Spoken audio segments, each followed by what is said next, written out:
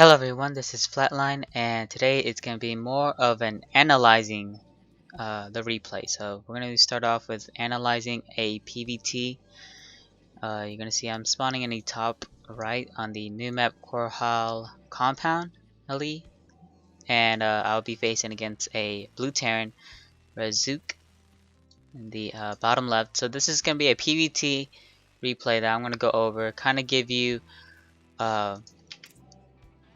what's going through my mind as well.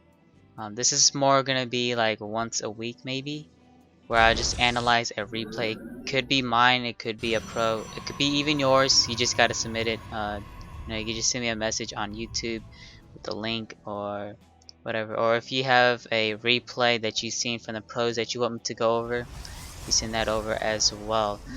Alright, so since it's a two-player map, usually most Protoss will just scout at their gateway. I tend to scout at their pylon because I feel like it's really crucial to get that scout in as early as possible. So I do a 9 pylon scout on any maps against Terran. And you can see it's not that bad either because they're forced to pull out an SCV to deal with your probe anyways. So you get a 14 gateway, so it does delay your gateway, I will tell you that, because if you don't scout after the pylon, then you could get a 13 gateway and then scout. But if you do scout after pylon, you get a 14 gateway, and you go from there with the 15 assimilator and whatnot. So I'm just scouting around. I see no gas. It's already past the 15 supply. So I'm like, okay, so it's gonna be a gasless opening. What are the things I have to look for? There's only two options, alright? It's gonna be either the 1 Rex gases expand or the marine SCV all-in. So the next thing you need to do is look for a second supply depot.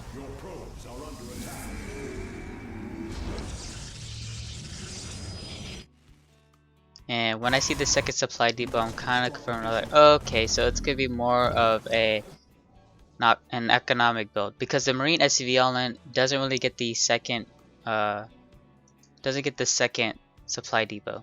Alright, usually they'll just get this orbital command, drop a supply, and add more racks and whatnot.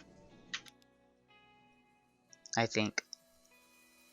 I'm not sure, but every time I see everybody do marine SCV all-ins, usually without that first supply depot, and they add the racks first so they could get more marines out quicker. So I go for a 1 gate cyber expand. Do you want to chrono boost out a stalker to get the map presence going? You want to have map control. And you can see I preemptively pulled out 2 probes because if he does do like a bunker rush right here, it's going to be really hard for me to deal with it. Even with the stalker being chrono boosted, you do want to take some damage of it. I'm just playing really safe. I like to chrono boost out my first 2 stalkers because there is 2 watchtowers. So I would like to take control of those really soon. And I will be throwing down 2 more gateways. I feel like you want to have at least 3 gateways once warp gate's done. See, I am adding my gateways. So after I get these 2 stalkers, I'm just going to constantly chrono boost out warp gate research. So I get that as soon as possible, able to warp in more units. And I'm going to add another stalker to get 3 stalkers with this. Alright, so now once you confirm, or once you think with a very logical guess that they are doing a 1 Rex gasless expand, you gotta know what's his second step. Is he gonna go for a fast tech route, or is he gonna go like this marine pressure? So I see this many marines, and that's quite a bit of marines, right? So he didn't really add any tech labs or reactors to his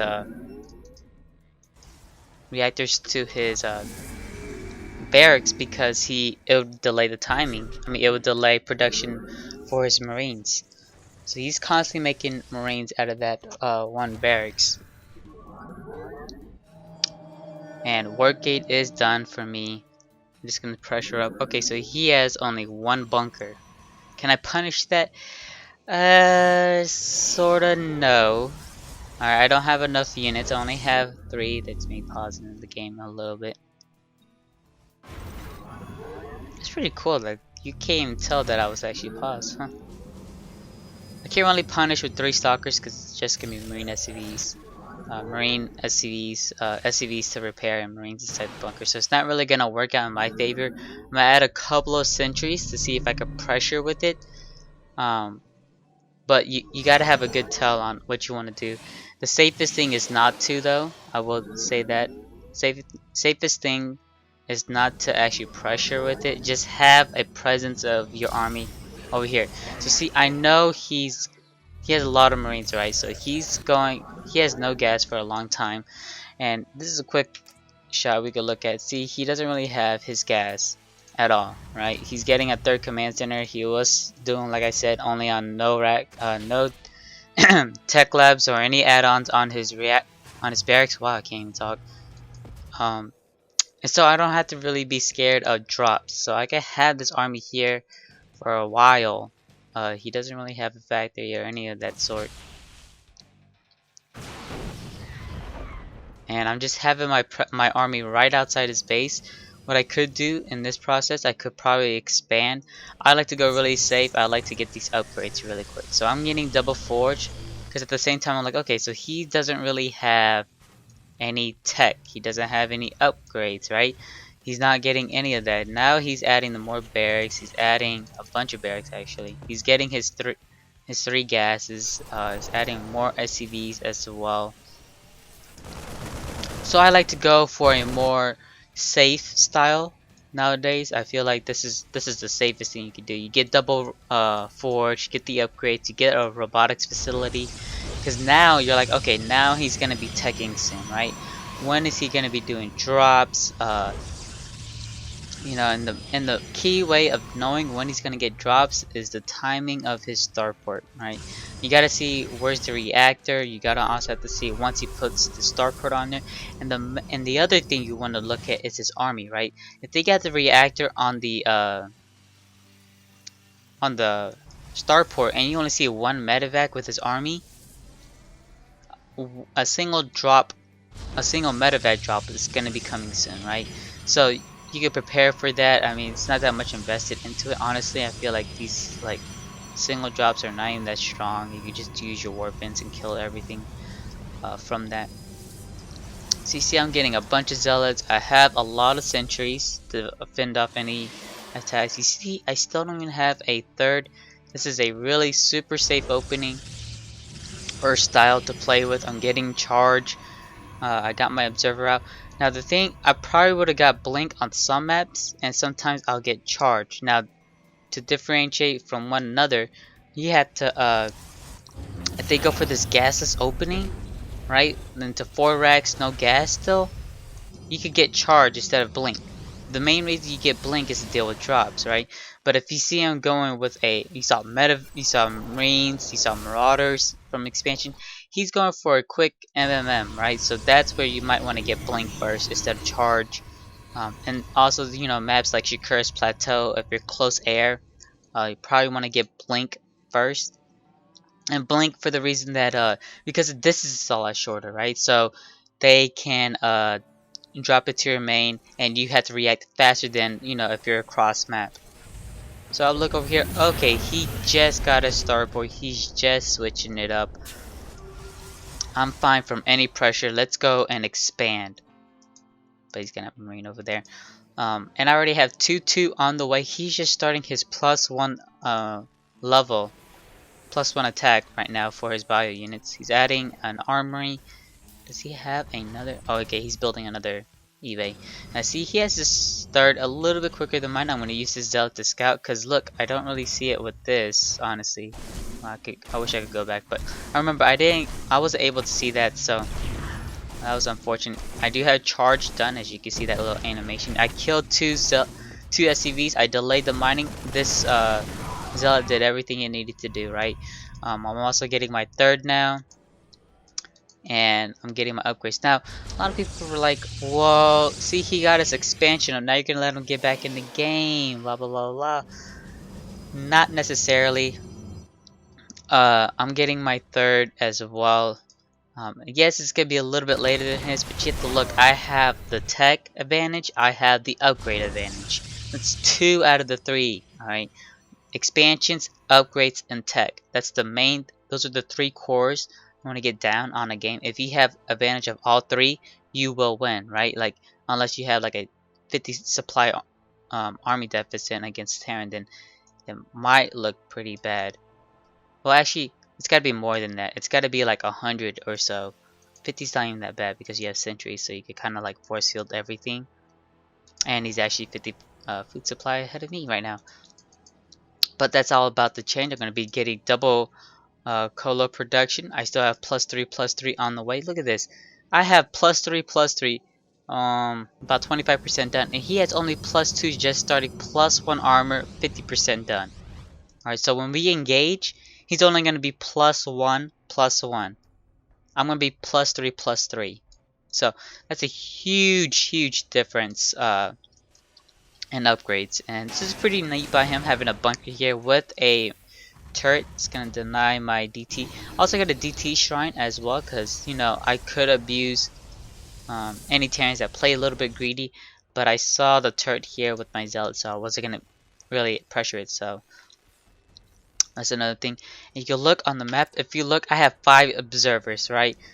Look at their position. I got this one patrolling this side. He can't drop here. I got one right here patrolling this side. He can't go through this without me knowing. I got this patrolling right here. He can't go through that. And then I got this one over here patrolling this. And then last but not least, I have this right here on the right where the ramp is, so I can see what's going on. I can see what army he's getting. I see the 4 ghosts he's getting out right now. Adding 2 more colos. +3/+3 is almost done.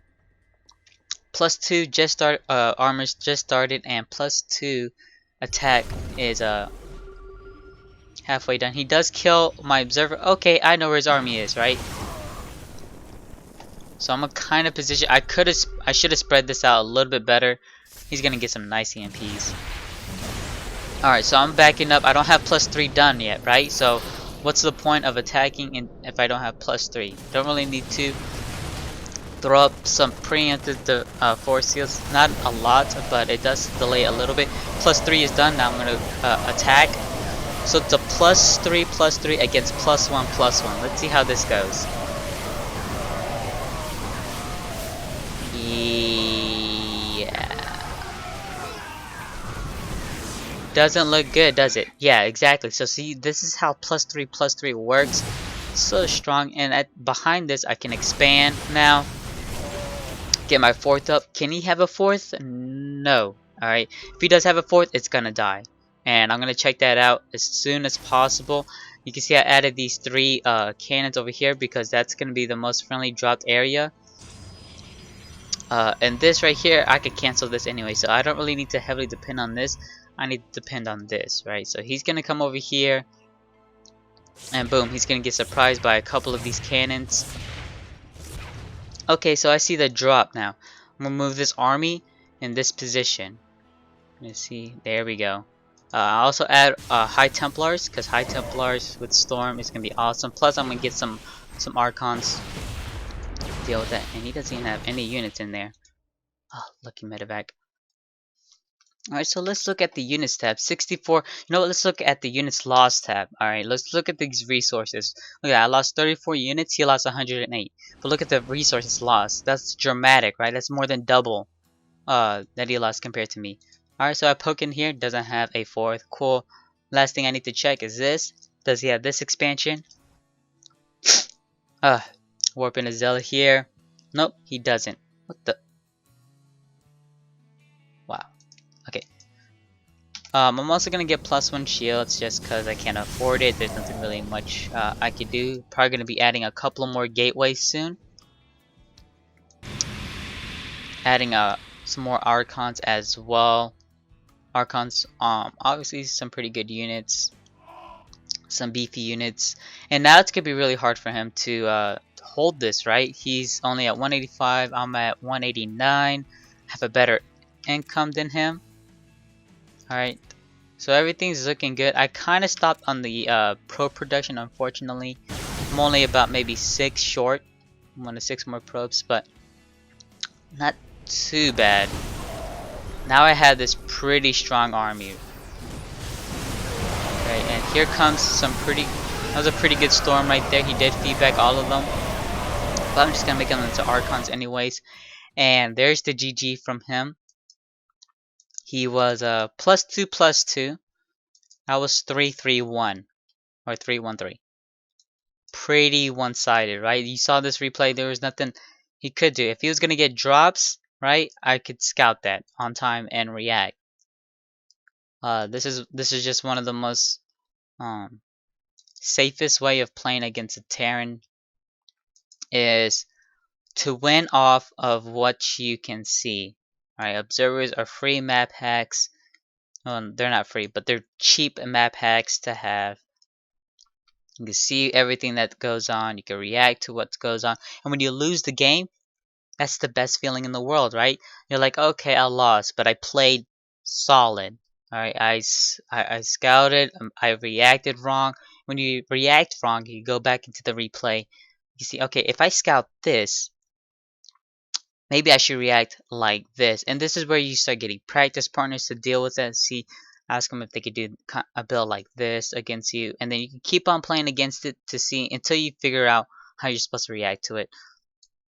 But anyways, I hope you do like this video. Please thumbs it up if you do. Also subscribe to my channel on YouTube, Flatline SC2. I'll be doing a couple more videos in the future as well.